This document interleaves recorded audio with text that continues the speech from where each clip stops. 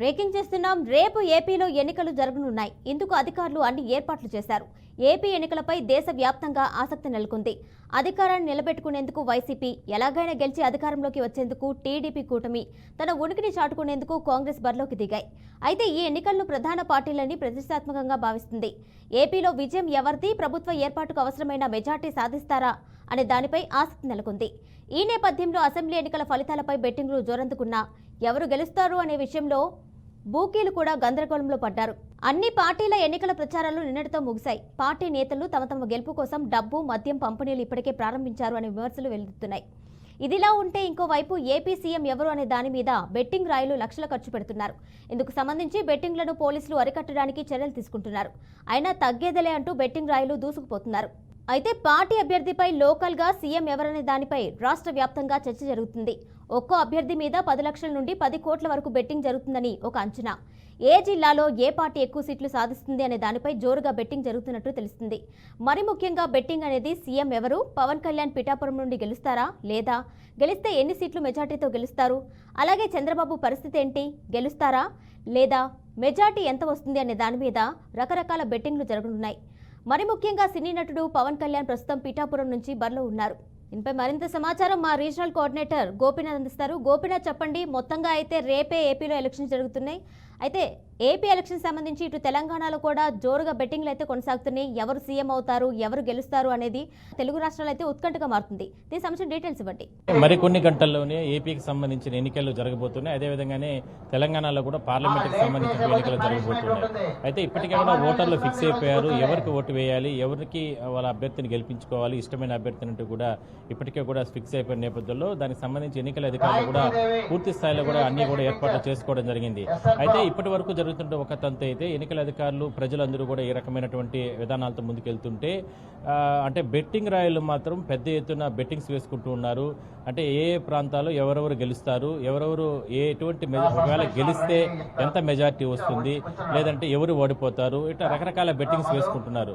ఉదాహరణకి చిత్తూరు జిల్లాలో కుప్పం అంటే తెలుగుదేశం పార్టీ అధినేత నారా చంద్రబాబు నాయుడు నన్ను ఒకసారి మనం ఆయన గురించి ఆలోచిస్తే అక్కడ ఇప్పటికే అధికార పార్టీ పెద్ద ఎత్తున అంటే గతంలో నుంచి ఎన్నో రకాలుగా అక్కడ ఎట్టి పరిస్థితుల్లోనూ కుప్పంలో కూడా చంద్రబాబును ఓడిస్తామని చెప్పి కూడా గతంలో కూడా చెప్పిన నేపథ్యంలో కొంతమంది బెట్టింగ్ రాయళ్ళు ఖచ్చితంగా చంద్రబాబు ఓడిపోతారంటూ కొంతమంది బెట్టింగ్ వేసుకుంటే, మరికొంతమంది చంద్రబాబు ఇంత మెజార్టీతో అంటే 1,00,000 మెజార్టీతో బెట్టింగ్ అంటే 1,00,000 మెజార్టీతో గెలుస్తారంటే కొంతమంది బెట్టింగ్ వేసుకోవడం, లేదంటే ఇంకా తక్కువ మెజార్టీ వస్తుంది, లేదంటే గత ఏడాదికి 2019 ఎన్నికల్లో వచ్చినటువంటి మెజార్టీకి కన్నా తక్కువ మెజార్టీ వస్తుంది, లేదంటే ఇట్లా రకరకాల బెట్టింగ్స్ వేసుకుంటున్నారు. ఇట్లా ప్రముఖులందరినీ కూడా వాళ్ళపైన టార్గెట్ చేసుకుని అంటే వాళ్ళని ఈ రకంగా బెట్టింగ్స్ జరుగుతాయి అంటే, లేదంటే లోకేష్ పైన కావచ్చు, లేదంటే పవన్ కళ్యాణ్ పైన పిఠాపురం నుంచి ఎమ్మెల్యేగా ఆయన నిలబడుతున్నారు కాబట్టి ఆయన పైన బెట్టింగ్స్ వేసుకోవడం, కొంతమంది ఓడిపోతారని బెట్టింగ్స్ వేసుకుంటే మరి కొంతమంది గెలుస్తారు, 50 నుంచి 1,00,000 మెజార్టీ వస్తుంది, ఈసారి ఎట్టి పరిస్థితుల్లోనూ జనసేన అదైతే గెలుస్తారంటే కూడా ఈ రకంగా బెట్టింగ్స్ వేసుకుంటున్నారు. అదే స్థాయిలోనే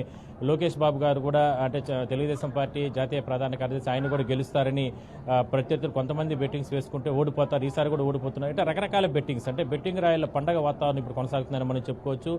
ఓటర్లందరూ కూడా ఆల్రెడీ ఫిక్స్ అయిపోయారు. ప్రజలకు ఎవరికి ఓటు వేయాలి అనేది ఓటర్లు ఫిక్స్ అయ్యంటే ఒకవైపు ఎన్నికల అధికారులు పూర్తి స్థాయిలో పారదర్శకంగా ఎన్నికలు నిర్వహించాలని చెప్పి వాళ్ళు తనమునకలు అయి ఉంటే కొంతమంది బెట్టింగ్ రాయలు మాత్రం పెద్ద ఎత్తున అది తెలంగాణలో కాదు ఏపీలో కావచ్చు, అంటే ఇతర రాష్ట్రాల్లో తమిళనాడు, బెంగళూరులో కూడా కొంతమంది కూర్చొని అక్కడ కూడా కొంతమంది బెట్టింగ్స్ వేసుకొని ఏపీలో జరుగుతున్న రాజకీయాలు పూర్తిగా కూడా వాళ్ళు ఎప్పటికప్పుడు గంటలు కూడా ఎప్పటికప్పుడు రోజుల వారీగా కూడా వాళ్ళు ప్లానింగ్స్ వేసుకుని జరుగుతున్నారు. మరోవైపు రేపు జరిగేటటువంటి ఎన్నికలకు సంబంధించిన పోలింగ్ ప్రక్రియకు సంబంధించి కూడా కొంతమంది బెట్టింగ్ రాయలు అంటే పందాలు వేసుకుంటున్నారు. అంటే రేపు 7 గంటల నుంచి ప్రారంభం అవుతుంది కాబట్టి మధ్యాహ్నం 12 గంటల వరకు కూడా అన్ని ప్రాంతాల్లో జరిగేటటువంటి పోలింగ్ సరళ ప్రక్రియ ఈ రకంగా జరుగుతుంది. దానిపైన కూడా బెట్టింగ్స్ వేసుకుంటున్నారు. లేదంటే రేపు సాయంత్రం వరకు కూడా అంటే ఎగ్జిట్ పోల్స్ అంటే సహజంగా పోలింగ్ జరిగిన తర్వాత ఆ మరుసటి రోజు నుంచి కూడా అంటే రేపు రాత్రి నుంచి కూడా ఎగ్జిట్ పోల్స్కి అవకాశం ఉంటుంది. కానీ వాళ్ళకి కూడా అవకాశం ఇవ్వకుండా పోలింగ్ అంటే వాళ్ళకి కూడా అవకాశం ఇవ్వకుండా బెట్టింగ్ రాయలు ఈ రకంగా ముందుకెళ్తున్నారంటే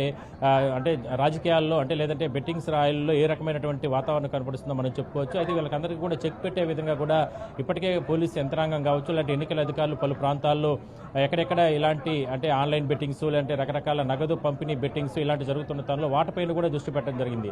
అంటే ఎన్నికల సరళి అంటే ప్రక్రియ కొనసాగిస్తూనే ఎక్కడా కూడా ఎటువంటి అవాంఛనీయ ఘటనలు లేకుండా జాగ్రత్తలు తీసుకుంటూనే ఇలాంటి ఎవరెవరు గతంలో అనుభవాలు దృష్టిలో పెట్టుకుని ఎవరెవరు ఇలాంటి బెట్టింగ్స్లో పాల్గొంటున్నారు, అదే కాకుండా ప్రముఖులకి అంటే వాళ్ళని డ్యామేజ్ చేసే విధంగా కూడా ఎవరెవరు బెట్టింగ్స్ వేసుకుంటున్నారు, ఈ రకంగా వాళ్ళపైన ఎటువంటి చర్యలు తీసుకోవాలనే దాని మీద కూడా పోలీసు యంత్రాంగం దృష్టి పెట్టడం జరిగింది. అందువల్లనే ఈ రకమైనటువంటి సంకేతాలు వస్తున్న తరుణంలో వాళ్ళు కూడా వాళ్ళపైన కూడా దృష్టి పెట్టడం జరిగింది. మొత్తం మీద రెండు తెలుగు రాష్ట్రాల్లో ఈ బెట్టింగ్స్ సంబంధించి అంటే సార్వత్రిక ఎన్నికలకు సంబంధించి ఎన్నికల ప్రక్రియ ఒకవైపు జరుగుతుండగానే మరోవైపు ప్రక్రియ ప్రారంభం అవుతుంది. ఇంకా రేపు ఉదయం 7 గంటల నుంచి కూడా ఎన్నికలకు సంబంధించినటువంటి యంత్రాంగం అంతా కూడా పోలింగ్ స్టేషన్లోకి వెళ్ళి అక్కడ అన్ని ఏర్పాట్లు చేసుకోవడం జరిగింది.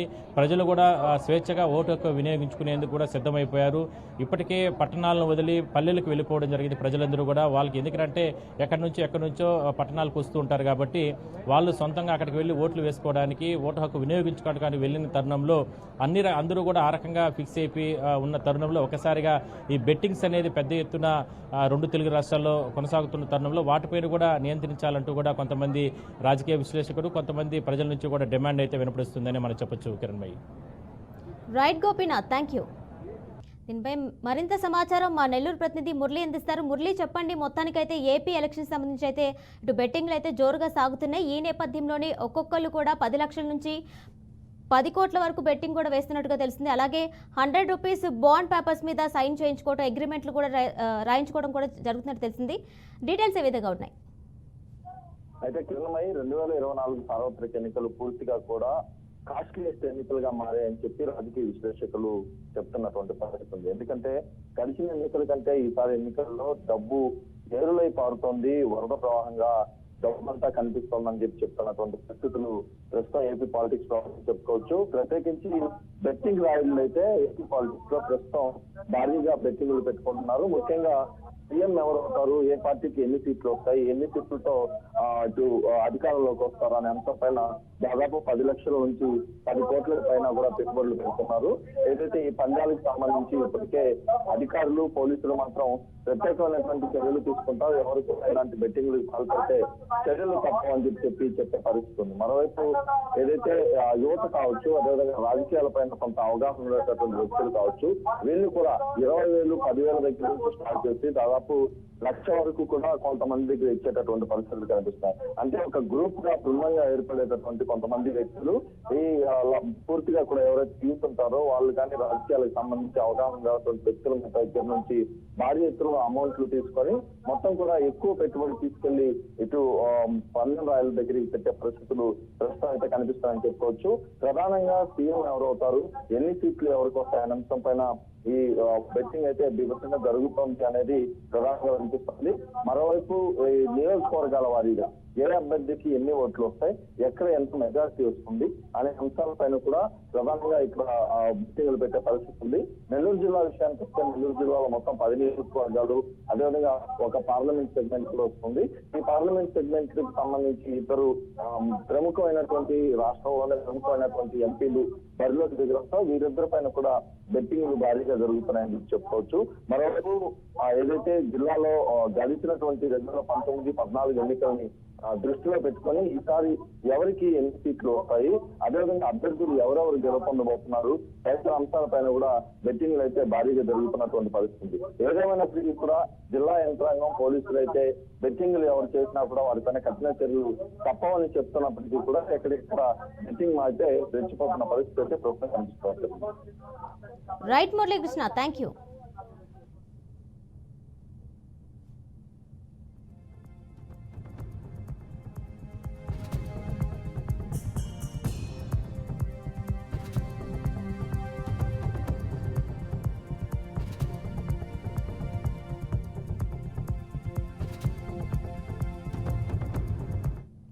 దీనికి సంబంధించి మరింత సమాచారం మా ఏలూరు ప్రతినిధి బ్రహ్మం అందిస్తారు. బ్రహ్మం, చెప్పండి, మొత్తంగా అయితే ఏపీ ఎలక్షన్ సంబంధించి అయితే రాష్ట్ర వ్యాప్తంగా బెట్టింగ్లు అయితే జరుగుతున్నాయి. అక్కడ ఏ విధంగా ఉంది సిచ్యువేషన్? ఉన్నటువంటి నేపథ్యంలో ఇప్పటికి అధికారులు అన్ని ఏర్పాట్లు అయితే పూర్తి చేశారు. అదేవిధంగా రాజకీయ సంబంధించి అన్ని రాజకీయ పార్టీలు కూడా ఇప్పటికే తమ ప్రచారాన్ని ముగిస్తున్నారు.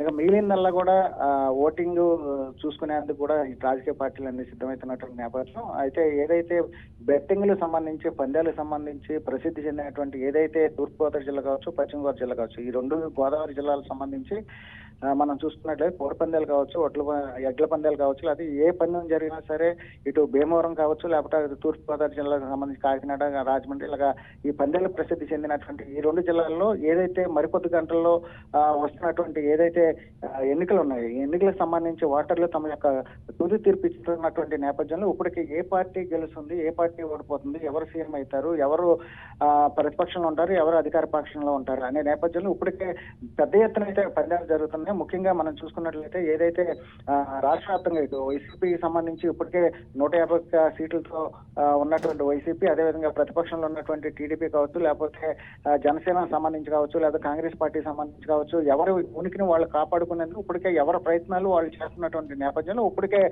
పందాలు అయితే జోరు కొనసాగుతుంది. ఎవరు రాబోయేటువంటి రోజుల్లో అంటే వారిలో ఎవరు ఏ విధంగా తీర్పిస్తే ఎవరు సీఎం అవుతారు, ఇటు జగన్మోహన్ రెడ్డి అయితే అవుతారా లేదా చంద్రబాబు అవుతారా అనే దాని మీద పెద్ద ఎత్తున పందాలు జరుగుతున్నాయి. ముఖ్యంగా మనం చూస్తున్నాం ఒకవేళ వైసీపీ ప్రభుత్వం వైసీపీ ప్రభుత్వం ఏర్పడినట్లయితే వైసీపీ పార్టీ గతంలో 151 సీట్లు వచ్చినాయి కాబట్టి ఇప్పుడు 100 వస్తాయా, 120 వస్తాయా, 130 వస్తాయా అనే దాని మీద పెద్ద ఎత్తున పందాలు చేస్తున్నాయి. అదేవిధంగా కూటమికి సంబంధించి చూసినట్లయితే కూటమికి ఎన్ని సీట్లు వస్తాయి, ఎన్ని సీట్లు కైవసం చేసుకుంటారు, ఆ సీట్లు వచ్చినట్లయితే చంద్రబాబు నాయుడు సీఎం గా ఉంటారు కాబట్టి ఆ కూటమికి ఎన్ని సీట్లు వస్తాయి అనే దాని మీద కూడా పెద్ద ఎత్తున పందాలు చేస్తున్నాయి. మరో పక్కన మనం చూసుకున్నట్లయితే ఏదైతే పవన్ కళ్యాణ్ సంబంధించి 2019లో ఆయన భీమవరం నుంచి పోటీ చేసి ఓడిపోయినటువంటి నేపథ్యంలో ఇప్పుడు తాజాగా తూర్పుగోదావరి జిల్లా పిఠాపురంలో ఆయన పోటీ చేస్తున్నారు. ఇదే నేపథ్యంలో పిఠాపురంలో పవన్ కళ్యాణ్ సంబంధించి ఆయన ఎన్ని ఓట్లు మెజారిటీతో ఆయన గెలుస్తారు అనే దాని మీద పెద్ద ఎత్తున పందాలు జరుగుతుంది.